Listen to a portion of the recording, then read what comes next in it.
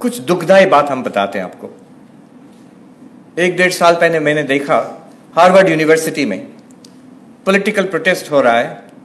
वहां तो तब लोग स्टूडेंट्स प्रोटेस्ट करते थे, ट्रंप के विरोध में ये सब होता था। एक मैंने देखा कि कई प्रोटेस्ट हुए by Indian students against something in Indian government, कुछ सीए एनआरसी कुछ भी, देयर इन हार्वर्ड यूनिवर्सिटी। तो मैंने उन स्टूडेंट से बात किया, I spoke to them. You see, have you ever noticed किस इतने सारे देश से स्टूडेंट्स है वहां पर एट हार्वर्ड यूनिवर्सिटी? कभी देखा किसी देश के स्टूडेंट अपने देश के खिलाफ प्रोटेस्ट करते हैं इन इंटरनेशनल फील्ड? कभी नहीं। I never saw it and they also could not से, हाँ ऐसा तो कभी नहीं देखा। क्या उन सब देशों में कुछ गलत नहीं है? इंडिया से बहुत ज्यादा बुरा हाल है उधर, many many countries much worse. तो ये क्यों कर रहे हैं? अब क्यों कर रहे हैं? द रियल रीजन इज, ये बहुत खतरनाक रीजन है। इट्स नॉट रियली कि मैं ये पॉलिटिकल इशू को सपोर्ट करता हूं, हमारा गवर्नमेंट या कोई कुछ खराब कर रहा है उसके खिलाफ हम प्रोटेस्ट करें, that you can do. But मैंने एकदम नजदीक से देखा कि द रियल रीजन एक अपने ऊपर हीन मानसिकता है। आई विल टेल यू, दे में सी, सम ऑफ द स्टूडेंट्स में सी, उनको बुरा भी लग सकता है कि मैं बोल रहा हूं उनके बारे में ऐसा, लेकिन it's not just them, it's in all of us, उसमें है। The real reason I am protesting against my country, my government, some policy is मैं अपने जो गोरे फ्रेंड्स हैं, white skinned boys and girls in my class, उनके सामने hero बन सकूं। अपना देश, अपना कल्चर को गाली देना एक हीरो बनने का एक तरीका है, गलत तरीका है और bound to fail। आप हीरो नहीं बन सकते, they will not respect you। लेकिन कहीं लगता है हम इनसे नीचे हैं तो कैसे इनकी बराबरी करें। I'm also very cool.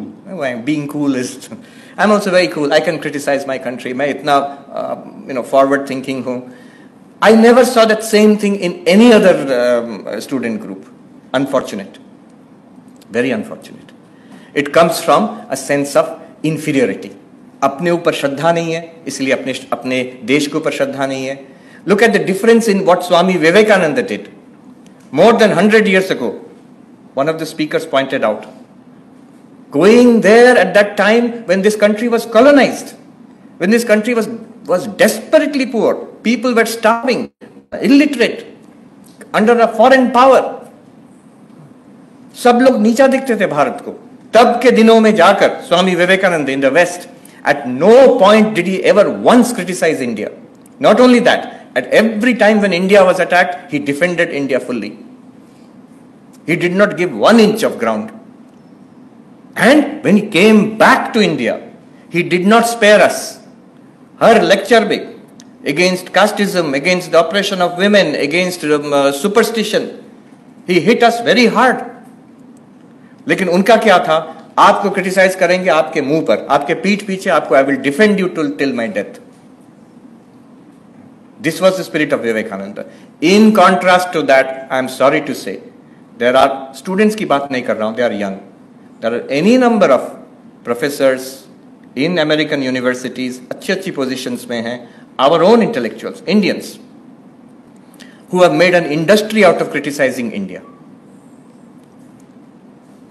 और तो वहां गोरे लोग कंफ्यूज क्यों नहीं होंगे? ये इंडियन प्रोफेसर आके बोल रहे हैं कि इंडिया इतना बुरा है, तो students will be confused.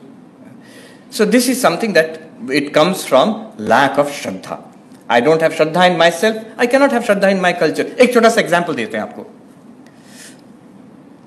हम पढ़ रहे थे जब at the peak of the COVID, तो यहाँ का सरकार ने they had made an announcement that इतने बजे क्या वो शब्द, शंख बजेंगे, घंटा बजेंगे, बेल बजेंगे, तो ये सब for a few minutes every day to raise the morale of the people and what not.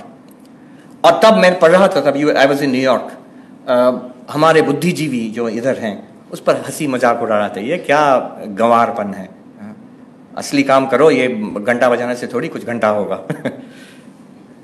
And you know, I was so hurt by this because I was sitting in New York, और हर दिन 6:30 बजे New York में, Manhattan में घंटा बजाते थे, बर्तन बजाते थे, हॉर्न बजाते थे। New York mayor had told them every day at 6:30 PM, जब At that time, COVID infection was at its maximum in the world in New York. हर दिन, every day, at the peak, number of deaths in one city in New York was more than 1,000.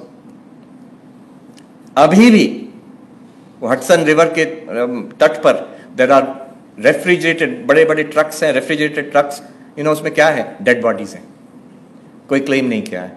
हम लोग को कैसे पता चला? जो truck के मालिक हैं बोले भाई अब तो हमारा ट्रक वापस करो, बॉडीज को जलाओ। At that time, New York mayor had said, अब now my feeling is people did not know this. हम जब बताए इंडियंस को, उनको पता नहीं था ऐसा, अच्छा ऐसा हुआ है। I can tell you with guarantee, वो सेम बुद्धिजीवी अगर उनको पता चलता कि न्यूयॉर्क में ऐसा होता है तब वो चुप हो जाते हैं।